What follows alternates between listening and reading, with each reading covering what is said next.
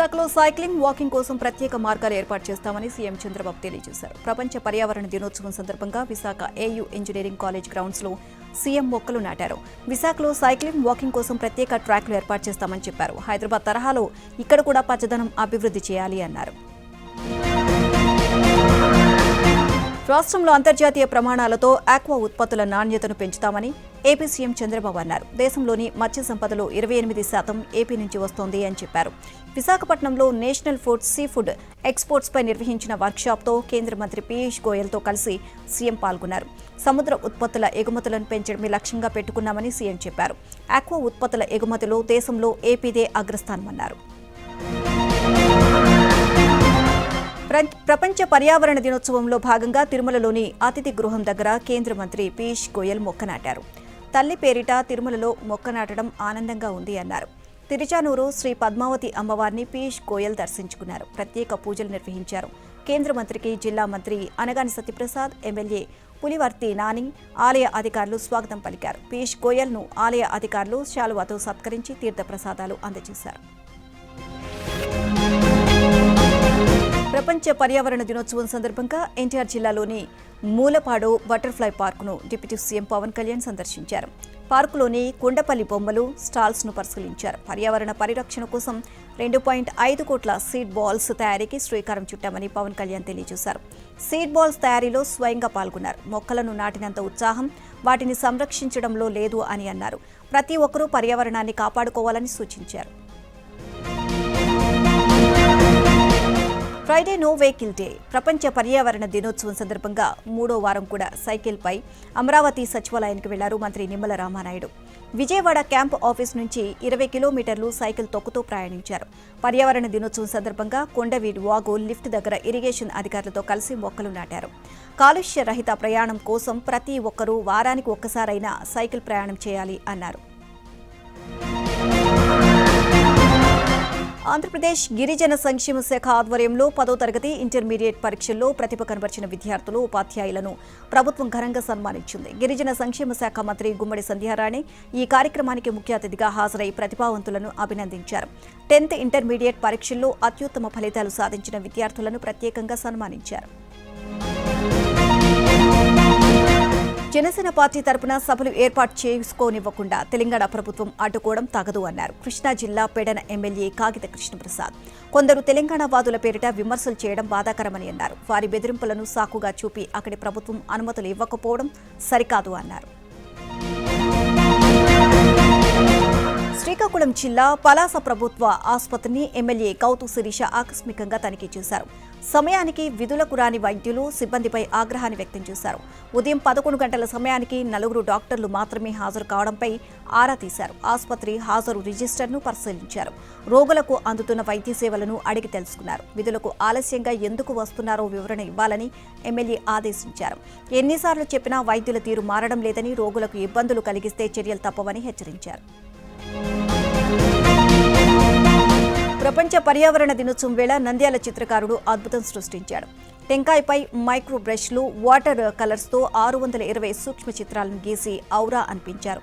కళారత్న చింతలపల్లి కోటేష్ కేవలం 6 గంటల్లోనే పర్యావరణ సందేశాత్మక చిత్రాన్ని కోటేష్ వేశారు. పచ్చని ప్రకృతితో మురిసిపోయే వనదేవత, కరువు బీభత్సంతో కన్నీరు పెట్టే దృశ్యాలను అద్భుతంగా ఆవిష్కరించారు. మనిషి స్వార్థంతో పర్యావరణానికి జరుగుతున్న చేటుపై చిత్రకారుడి ఆవేదన ఆ చిత్రంలో ఆవిష్కృతమైంది. పర్యావరణ పరిరక్షణపై ప్రభుత్వం ప్రత్యేక దృష్టి పెట్టాలని, ప్రజలు భాగస్వాములు కావాలని కోటేష్ పిలుపునిచ్చారు. కడప జిల్లా ప్రొద్దుటూరు టీడీపీ నేత ప్రవీణ్ కుమార్ రెడ్డికి బెదిరింపు లేఖలు రావడం కలకలం రేపుతుంది. నిన్ను చంపేస్తామంటూ గుర్తు తెలియని వ్యక్తులు ప్రవీణ్ కుమార్ రెడ్డి ఇంటికి బెదిరింపు లేఖ పంపారు. తాను ఇంట్లో ఉండగానే చంపేస్తామని లేఖలో ప్రస్తావించారు అని ప్రవీణ్ కుమార్ తెలియజేశారు. తన తాత పెద్దవీరారెడ్డిని చంపినట్లే నన్ను చంపుతామని లేఖ ద్వారా బెదిరించారని అన్నారు. ఇలాంటి బెదిరింపులకు తాను భయపడేది లేదు అని స్పష్టం చేశారు. లేఖ పంపిన వారు ధైర్యంగా బయటికి రావాలని సవాల్ విసిరారు. నెల్లూరు జిల్లా కావలి వైసీపీలో గందరగోళం నెలకొంది. మాజీ ఎమ్మెల్యే రామిరెడ్డి ప్రతాప్ కుమార్ రెడ్డి ఇటీవల 6 కార్యకర్తలను పార్టీ నుంచి సస్పెండ్ చేశారు. దీంతో అల్లూరికి చెందిన కార్యకర్తలంతా ఆయనపై తీవ్ర ఆగ్రహాన్ని వ్యక్తం చేశారు. రామిరెడ్డి నాయకత్వంలో పనిచేయలేమని తేల్చి చెప్పారు. 250 మందిని సస్పెండ్ చేసే దమ్ముందా అంటూ సవాల్ విసిరారు. రామిరెడ్డికి గ్రావెల్ బస్తాలలో డబ్బును చేరవేశామని ఆరోపించారు. జగన్ దగ్గరే అమీతుమీ తేల్చుకుంటామని హెచ్చరించారు. శ్రీశైలం మాజీ ఎమ్మెల్యే శిల్పా చక్రపాణిరెడ్డిని పోలీసులు హౌస్ అరెస్ట్ చేశారు. పార్టీ కార్యక్రమాలలో ఆయన పాల్గొనకూడదు అంటూ పోలీసులు నోటీసులు జారీ చేశారు. ఇచ్చిన హామీలు అమలు చేయకపోవడంతో ప్రజలే తిరుగుబడుతున్నారు అని శిల్పా ఆరోపించారు. ఇక కూటమి ప్రభుత్వం పాలనలో ఫెయిల్ అయిందని, దీన్ని ప్రశ్నించడానికి నిరసన కార్యక్రమం చేపడితే కూటమి ఎమ్మెల్యే బుడ్డా రాజశేఖర్ రెడ్డి ఎందుకు భయపడుతున్నారని శిల్పా ప్రశ్నించారు. సత్యసాయి జిల్లా తనకల్లు మండలం మబ్బువారిపల్లికి చెందిన 20 వైసీపీ కుటుంబాలు టీడీపీలో చేరాయి. తనకల్లు మండల తెలుగు యువత అధ్యక్షులు కావిడి ప్రవీణ్ కుమార్ ఆధ్వర్యంలో వీరంతా టీడీపీలో చేరారు. పార్టీలో చేరిన వారికి కదిరి ఎమ్మెల్యే కందికుంట వెంకటప్రసాద్ పార్టీ కండువాలు కప్పి సాదరంగా ఆహ్వానించారు. కూటమి ప్రభుత్వం అమలు చేస్తున్న సంక్షేమం, అభివృద్ధి కార్యక్రమాల పట్ల ఆకర్షితులై టీడీపీలో చేరామని వైసీపీ నేతలు తెలియజేశారు. పార్టీ బలోపేతానికి తమ వంతు కృషి చేస్తామన్నారు. నాగర్ కర్నూలు జిల్లాలో రెండో రోజు సీఎం రేవంత్ రెడ్డి పర్యటించారు. నాగర్ కర్నూలు మండలం కుమ్మెర చేరుకుని పీఆర్ఎల్ఎస్ పంప్ హౌస్ను పరిశీలించారు. నార్లాపూర్ ప్యాకేజ్ 2, ప్యాకేజ్ 3 కాలువల నిర్మాణ పనుల పురోగతిని సీఎం క్షేత్రస్థాయిలో పరిశీలించారు. ప్రాజెక్టు పనులను నిర్దేశిత గడువులోపు పూర్తి చేసి పాలమూరు ప్రాంతానికి సాగు, తాగునీరు అందిస్తామని సీఎం చెప్పారు. కేసీఆర్ అంటే సారా, సారా అంటే కేసీఆర్ అని అన్నారు సీఎం రేవంత్ రెడ్డి. దోపిడీ చేయడమే ఆయనకు తెలుసు అని విమర్శించారు. బీఆర్ఎస్ హయాంలో కమిషన్ల పేరిట వేల కోట్లు కొల్లగొట్టి 1 ఎకరాకు నీళ్లివ్వలేదని ఆగ్రహాన్ని వ్యక్తం చేశారు. ఉమ్మడి మహబూబ్ నగర్ జిల్లాలో జూరాల మినహా అన్ని ప్రాజెక్టులు పెండింగ్లో ఉన్నాయి అన్నారు. ప్రాజెక్టుల నిర్మాణానికి అవసరమైన భూసేకరణ కూడా జరగలేదు అన్నారు. ప్రాజెక్టు పనులు పరిశీలించి భవిష్యత్తులో తీసుకోవాల్సిన చర్యలపై నిర్ణయం తీసుకుంటామని అన్నారు. రైతుల కష్టాన్ని ప్రతిపక్ష పార్టీలు రాజకీయాలకు వాడుకోవడం దౌర్భాగ్యమని అన్నారు మంత్రి తుమ్మల. ఏ రాష్ట్రంలో లేని విధంగా తెలంగాణలో అన్ని పంటలను ప్రభుత్వం కొనుగోలు చేస్తోంది అన్నారు. గోడౌన్లలో ధాన్యాన్ని క్లియర్ చేయాలని కోరినా కేంద్రం సహకరించడం లేదని విమర్శించారు. రంగారెడ్డి జిల్లా కోహిడలో సీఎం శంకుస్థాపన చేయనున్న మార్కెట్ యార్డు స్థలాన్ని మంత్రి తుమ్మల పరిశీలించారు. ప్రభుత్వం ప్రతిష్టాత్మకంగా చేపట్టిన ఇందిరమ్మ ఇళ్ల ముందు లబ్ధిదారులు చెట్లు నాటాలని మంత్రి పొన్నం ప్రభాకర్ పిలుపునిచ్చారు. ప్రపంచ పర్యావరణ దినోత్సవం సందర్భంగా సిద్దిపేట అర్బన్ పార్కులో ఎంపీ రఘునందన్ రావు, జిల్లా collector Haimavathi, police commissioner Rashmi పెరుమాళ్లతో కలిసి మంత్రి పొన్నం ప్రభాకర్ చెట్లు నాటారు. ఈ కార్యక్రమంలో పలు ప్రభుత్వ శాఖల అధికారులు పాల్గొని మొక్కలు నాటారు. తెలంగాణలో బీజేపీని బలోపేతం చేసేందుకు కార్యకర్తలు ఆధునిక సాంకేతికతను అందిపుచ్చుకుని ప్రజల్లోకి వెళ్లాలని బీజేపీ రాష్ట్ర అధ్యక్షుడు ఎన్ రామచంద్రరావు పార్టీ శ్రేణులకు పిలుపునిచ్చారు. మహబూబాబాద్ జిల్లా కేంద్రంలోని ఆర్సీ కన్వెన్షన్ హాల్లో జిల్లా స్థాయి బీజేపీ పార్టీ పండిత్ దీన్ దయాళ్ ఉపాధ్యాయ మహా అభియాన్ ప్రత్యేక శిక్షణ తరగతులను ప్రారంభించారు. ప్రపంచ పర్యావరణ దినోత్సవం సందర్భంగా అమ్మ పేరుతో ఒక మొక్క కార్యక్రమంలో భాగంగా రామచంద్రరావు మొక్కలు నాటారు. తెలంగాణ జల హక్కులను కాపాడడంలో ప్రభుత్వం దారుణంగా విఫలమైంది అంటూ సీఎం రేవంత్ కు హరీష్ రావు బహిరంగ లేఖ రాశారు. కాంగ్రెస్ ప్రభుత్వ నిర్లక్ష్యంతో తెలంగాణ జల హక్కులకు తీవ్ర ప్రమాదమని లేఖలో పేర్కొన్నారు. ఎత్తిపోతల పంపుల నిర్వహణ విషయంలో బీఆర్ఎస్ చేసిన హెచ్చరికలను పట్టించుకోలేదు అన్నారు. అందువల్లే పంపులు దెబ్బతిని కాళేశ్వరం, దేవాదుల ప్రాజెక్టుల నిర్వహణలో వైఫల్యం చెందారు అని విమర్శించారు. ప్రపంచ పర్యావరణ దినోత్సవం సందర్భంగా సింగరేణి ఆధ్వర్యంలో కొత్తగూడెంలోని ఇల్లందు గెస్ట్ హౌస్ పరిసరాల్లో సింగరేణి డైరెక్టర్లు 300 మొక్కలు నాటారు. అనంతరం కొత్తగూడెం సింగరేణి ప్రధాన కార్యాలయంలో పర్యావరణ దినోత్సవం వేడుకలు నిర్వహించారు. కార్యక్రమంలో ముందుగా పర్యావరణాన్ని కాపాడతామని సింగరేణి తరపున ప్రతిజ్ఞ చేశారు. ఈ సందర్భంగా ఎకో ఫ్రెండ్లీ సింగరేణి మైన్స్ విజేతలకు బహుమతులు అందజేశారు. జూట్ బ్యాగులను పంపిణీ చేశారు. తెలంగాణ గ్రామ పంచాయతీలో కీలక మార్పులకు ప్రభుత్వం సిద్ధమవుతోంది. ఉప సర్పంచులకు ప్రస్తుతం ఉన్న చెక్ పవర్ను రద్దు చేసి సర్పంచ్, గ్రామ కార్యదర్శికి సంయుక్త చెక్ పవర్ ఇవ్వాలని ప్రభుత్వం నిర్ణయించినట్లు సమాచారం. త్వరలో జరిగే కేబినెట్ సమావేశంలో చట్ట సవరణకు ఆమోదం లభించే అవకాశాలు కనిపిస్తున్నాయి. 2018లో అమల్లోకి వచ్చిన విధానానికి ముగింపు పలుకుతూ 2018కి ముందు ఉన్న వ్యవస్థను తిరిగి తీసుకురానున్నట్లు తెలుస్తోంది. బీఆర్ఎస్ వర్కింగ్ ప్రెసిడెంట్ కేటీఆర్ కుటుంబ సమేతంగా మలేషియా రాజధాని కౌలాలంపూర్ చేరుకున్నారు. Malaysia Telangana association, BRS Malaysia శాఖల సంయుక్త ఆధ్వర్యంలో జూన్ 6న కౌలాలంపూర్లో నిర్వహించనున్న తెలంగాణ ఆవిర్భావ దినోత్సవ వేడుకలో ఆయన ముఖ్య అతిథిగా పాల్గొననున్నారు. ఈ ప్రతిష్టాత్మక కార్యక్రమంలో పాల్గొనేందుకు కేటీఆర్ తన కుటుంబ సభ్యులతో కలిసి మలేషియా వెళ్లారు. కాగా కౌలాలంపూర్ విమానాశ్రయానికి చేరుకున్న కేటీఆర్ దంపతులు, కుటుంబ సభ్యులకు ఎన్ఆర్ఐలు ఘన స్వాగతం పలికారు. అమీర్పేట అగ్ని ప్రమాద స్థలాన్ని తెలంగాణ రక్షణ సేన చీఫ్ కవిత పరిశీలించారు. బాధితులను పరామర్శించారు. ముందస్తు హెచ్చరికలు ఉన్నా అధికారులు నిర్లక్ష్యం వహించారని అన్నారు. ప్రమాదంలో కోట్ల రూపాయల ఆస్తి నష్టం జరిగిందని, బాధితులకు ప్రభుత్వం నష్టపరిహారం అందించాలని కవిత డిమాండ్ చేశారు. ఉపాధి హామీ ఫేస్ యాప్తో కూలీలకు తిప్పలు తప్పడం లేదు. చాలా మంది కూలీలను ఫేస్ రికగ్నిషన్ యాప్ గుర్తించడం లేదు. ఖమ్మం జిల్లా మదిర మండలం మాటూరులో ఓ మహిళ ఫోటో కోసం 30 నిమిషాల పాటు కష్టపడాల్సి వచ్చింది.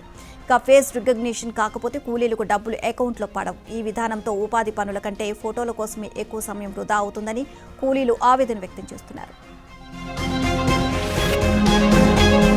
నంద్యాలలోని మార్కెట్ యార్డ్ దుకాణాల బహిరంగ వేలానికి సర్వం సిద్ధమైంది. కోర్టు తీర్పుతో అడ్డంకులన్నీ తొలగిపోయాయి. గత 16 ఏళ్లుగా మాజీ ఎమ్మెల్యే శిల్ప కుటుంబం ఆధ్వర్యంలో కొనసాగుతున్న షాపులు, గోడౌన్కు ఈ నెల 9న వేలం నిర్వహిస్తున్నట్లు యార్డ్ చైర్మన్ హరిబాబు తెలియజేశారు. మంత్రి ఫారూక్ చొరవతో చిరు వ్యాపారులకు సమాన అవకాశాలు, పారదర్శకంగా వేలం ప్రక్రియ జరుగుతుంది అన్నారు. గాంధీ ఆసుపత్రిలో వైద్యులు ఆందోళనకు దిగారు. ప్రభుత్వం జారీ చేసిన జీవో నెంబర్ 38 నిబంధనలకు అనుగుణంగా బదిలీలు జరగడం లేదని తీవ్ర ఆగ్రహాన్ని వ్యక్తం చేశారు. భార్యాభర్తలు ఒకే ప్రాంతంలో లేదా సమీప ప్రాంతంలో పనిచేసే అవకాశం కల్పించే ప్రమాణాలను, ఇతర ప్రాధాన్యతా ప్రమాణాలను తప్పనిసరిగా పరిగణలోకి తీసుకోవాలని డిమాండ్ చేశారు. డిమాండ్లను పరిష్కరించకపోతే ఆందోళనలు ఉధృతం చేస్తామని హెచ్చరించారు. నిజామాబాద్ జిల్లా సరిహద్దులోని మంజీరా నదిలో ఇసుక తవ్వకాలపై వివాదం నెలకొంది. తెలంగాణ, మహారాష్ట్ర సరిహద్దుల దగ్గర ఇసుక అక్రమ తవ్వకాలు జరుగుతున్నాయని హుంసా గ్రామస్తులు ఫిర్యాదు చేశారు. దీంతో కొలతలు వేసేందుకు నిజామాబాద్ జిల్లా అధికారులు చేరుకున్నారు. కానీ మహారాష్ట్రకు చెందిన అధికారులు రాకపోవడంతో సర్వే నిలిచిపోయింది. అక్రమ మట్టి, ఇసుక తవ్వకాలపై కొమరం భీం జిల్లా కలెక్టర్ కొరడా జలిపిస్తున్నారు. అక్రమ రవాణా జరుగుతున్న ప్రాంతంలో స్వయంగా తనిఖీలు చేశారు. జిల్లాలోని కాగజ్ నగర్ మండలంలో పలు చెరువుల నుంచి మట్టి అక్రమ రవాణా చేస్తున్నారు అన్న సమాచారంతో కలెక్టర్ హరిత రంగంలోకి దిగారు.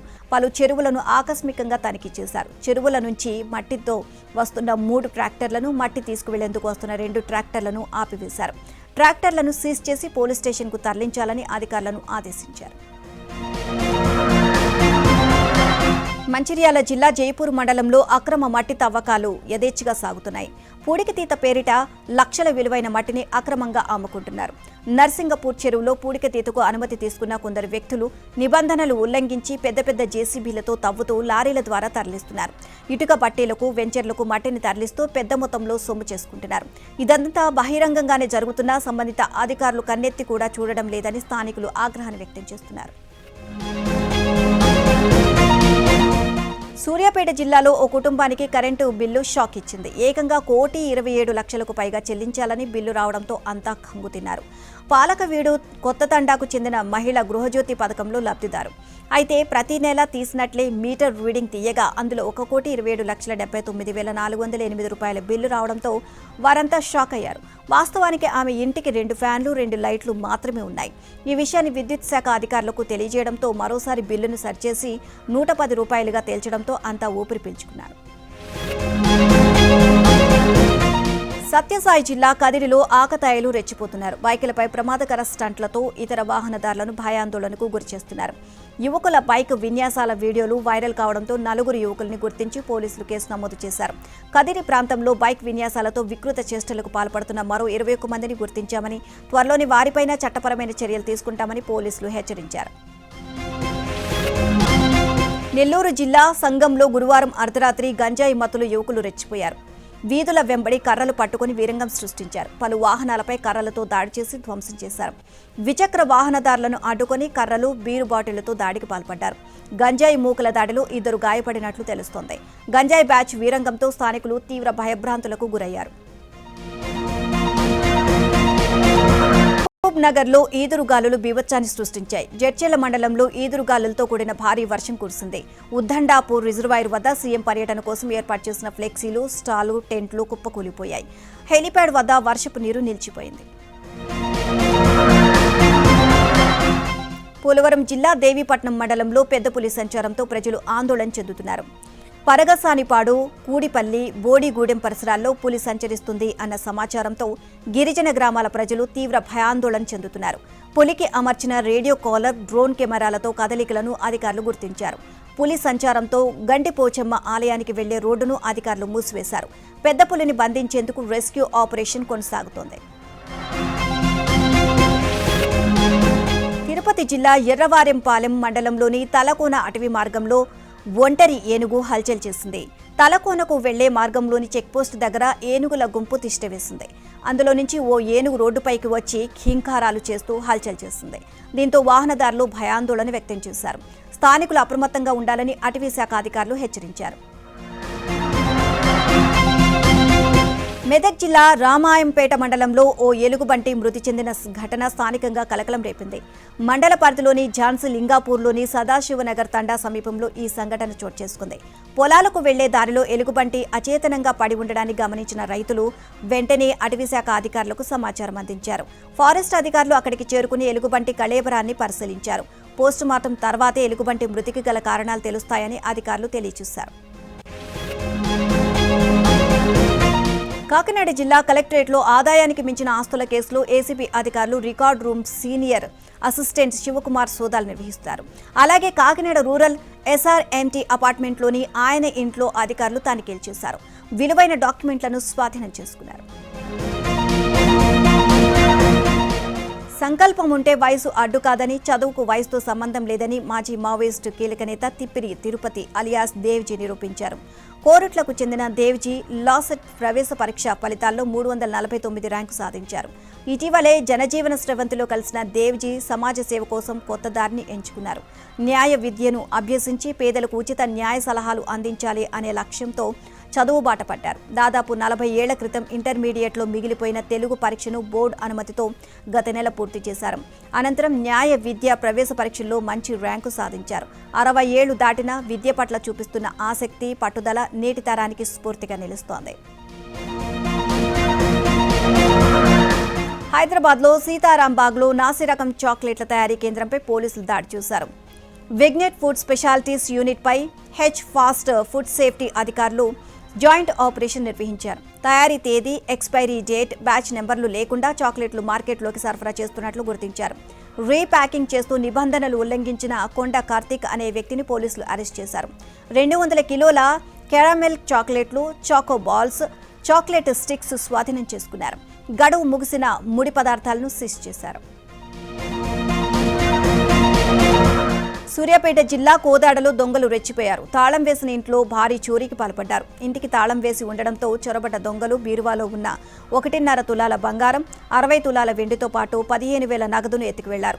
చోరీ చేస్తున్న సమయంలో ఫ్రిడ్జ్లో ఉన్న కూల్ డ్రింక్స్ కూడా తాగుతూ దొంగతనానికి పాల్పడ్డారు. ఈ దృశ్యాలు ఇంట్లో ఉన్న సీసీ కెమెరాలో రికార్డయ్యాయి. కోట్ల అభివృద్ధి పథకాల పనులను మోదీ ప్రారంభించారు. అనంతరం ఎల్ఎన్టీ ప్లాంట్ను సందర్శించారు.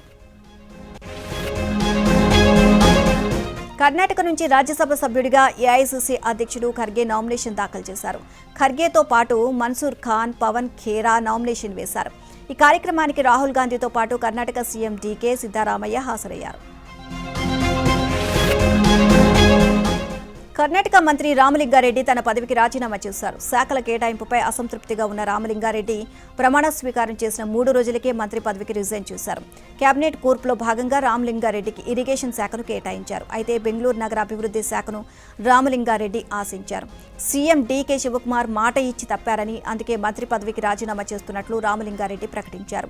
రామలింగారెడ్డి రాజీనామాపై సీఎం డీకే శివకుమార్ స్పందించారు. ఆయన గొప్ప మిత్రుడు అని అన్నారు. తమ మధ్య ఎలాంటి సమస్యలు ఉన్నా పరిష్కరించుకుంటామని తెలియజేశారు.